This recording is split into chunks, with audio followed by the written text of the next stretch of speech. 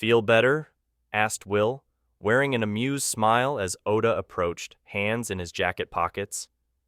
There was nothing in the explanation given to us that said we couldn't prevent additional monsters from being summoned, Oda contended, his expression a neutral deadpan as he added, "Besides, the difficulty of this trial is bullshit. Under normal circumstances, even if everyone in the exam were to cooperate, they wouldn't be able to defeat monsters like this. Not without hemorrhaging casualties." "You're not wrong," conceded Will, passing his gaze over those who had been injured by the Bear Siech's second circle wind bullets. There was no way they could have prevailed on their own, and that was against a single Bear Siech. With 5 more waiting to be summoned, any standard group of examinees would be eradicated, resulting in an outcome where only those who refused to fight moved on. "Maybe this is a hopeless situation by design?" proposed Will, directing his gaze to the ceiling as he appended. "It's common knowledge that one of the metrics the Academy considers is a person's character. It could be that they expected us to die, and the real test was seeing how we chose to go out.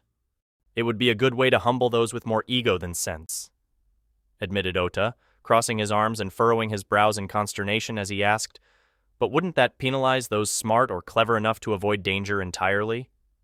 "I imagine they evaluate things on a case-by-case basis," said Will. Then, as a test of sorts, he added, "If someone like Tom were to participate and avoid detection entirely, I can't imagine they would refuse his admission." "That's someone you know?" asked Oda, staring at Will with an ostensibly genuine expression of confusion. Nodding in affirmation, Will explained, "Yeah, you could say we're friends, but it's been a while since we hung out. He spends most of his time with a duo called Justin and Sarah." Though Oda didn't react to the names of Tom and Justin, a slight frown marred his face when Will mentioned the name Sarah.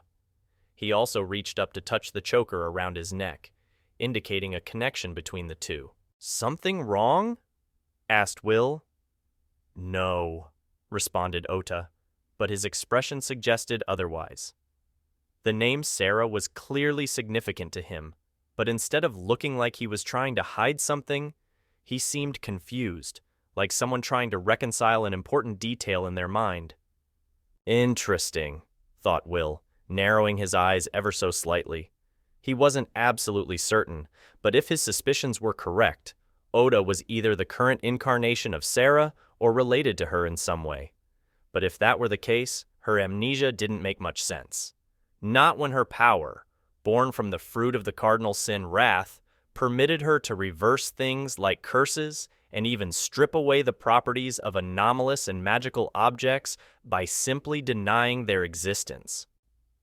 Before Will could put his theory to the test, an elderly, robed man with long, slightly droopy elven ears and a long beard appeared at the center of the chamber, hovering a few meters off the ground. "Congratulations, prospective first years of Group 17.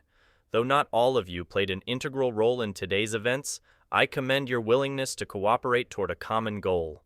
The Royal Academy and the Astralis Kingdom owe their very existence to such sentiments."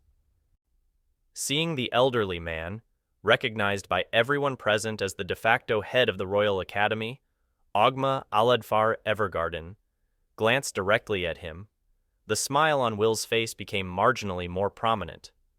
Nobody else heard it, but the moment their gazes met, Ogma's aged voice echoed within his mind, stating, "As expected of Leshian's apprentice."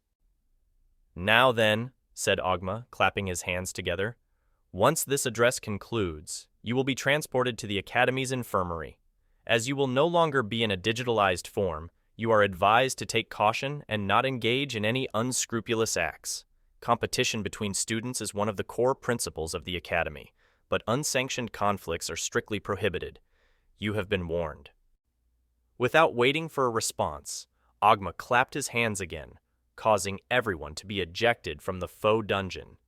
Many felt like their guts were pulled into their throats as a result, but the sensation faded quickly as they were transported to the center of a spacious room lined with beds and under the effects of a pleasant, revitalizing aura. "My arm, it's healed. exclaimed one examinee, prompting others incapacitated by the bare siege to check their wounds. Some felt lingering, phantom pain, but were otherwise unharmed. "The exam is over! Return my totem!" shouted Aisha, making a beeline for Will, notably bereft of the blood that covered her body moments prior. "Of course," replied Will, preferring the handmade knife to Aisha, handle first. She nearly nicked his fingers in her haste to snatch it from him, but considering it was nearly as valuable to her as her life, Will didn't fault her for being eager to reclaim it. Feeling more at ease, Aisha breathed a sigh of relief, returning her totem to its sheath before glaring up at Will and declaring, "You should prepare yourself. For the duration of my stay at the Royal Academy, I will spare no effort to defeat you." "Train hard," replied Will, smiling relaxedly as he added, "because I don't plan on slacking anytime soon." "Good. That will make my triumph all the more meaningful," stated Aisha, holding Will's gaze for several seconds before abruptly turning away with her brother following close behind. "I think she likes you," said Ota, fortunately waiting until after Aisha and Azir had gotten out of easy hearing distance. "Well, she's not the only one," replied Will, shrugging. Ota gazed up at him with a look that said, "Get over yourself." But instead of voicing this sentiment aloud, he redirected his attention to where Tim and Dory were having a tearful reunion, his expression morphing into a neutral mask as he asked, "So, what now?" "I personally plan to return to Eastwarden and take a long, relaxing bath," replied Will. "After that, I'll probably pen a letter to my master, though I doubt she'll receive it." "You know what I meant," muttered Ota, staring at Will with half-lidded eyes. "I'm a man of my word," asserted Will. "You and your friends are welcome to stay at Eastwarden, but what will you do? After your little display at the end, the odds of you not being accepted into the academy are slim." Averting his eyes and looking down, Ota appeared to enter a state of introspection, a potent frown adorning his face as he asked, "You know how strong I am, right?" "I would say inhumanly, but I suppose that's to be expected of a demon," replied Will, maintaining a relaxed smile. "I don't want those two to become indebted to you, at least financially," muttered Ota, staring at Tim and Dory. "Are you asking me to hire you?" asked Will, raising his right brow. "Well, your usual bodyguards aren't able to enter the academy," argued Ota, looking up at Will as he asserted, "I can help to keep you safe. In exchange, you provide everything those two need to succeed." "I already promised I would," contended Will. "But since you've already made a proposition, I don't mind hiring you. That will give you a nest egg to sit on and nurture if you ever want to cut ties and disappear." Frowning, Ota looked like he wanted to refute Will's words but couldn't. After all, once he was certain that Tim and Dory were in a position where they wouldn't be exploited or taken advantage of, he had every intention of vanishing. Not because he didn't like being around them, but because he didn't want to implicate them in anything adverse related to his past. "Don't say anything to those two," muttered Ota, not wanting the pair of siblings to fret unnecessarily or try to convince him to stay. "No worries," replied Will, pulling out a silver Gryphon-themed badge from his bangle and handing it to Ota as he added, "I'm pretty good at keeping secrets." "What's this?" asked Ota, inspecting the palm-sized object with raised brows. Proof of our association," replied Will, further explaining.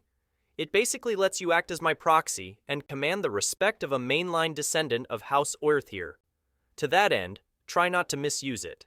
I'll be held personally accountable for any ill deeds you perform with its backing." "What the? Why would you give me something like this?" exclaimed Ota, the elevated pitch of his voice drawing considerable attention despite his attempts to remain hushed. "Because I'm an idealist, keen to trust those I believe warrant it," replied Will. "Now, it's on you whether you want to take advantage of that trust or repay it in kind."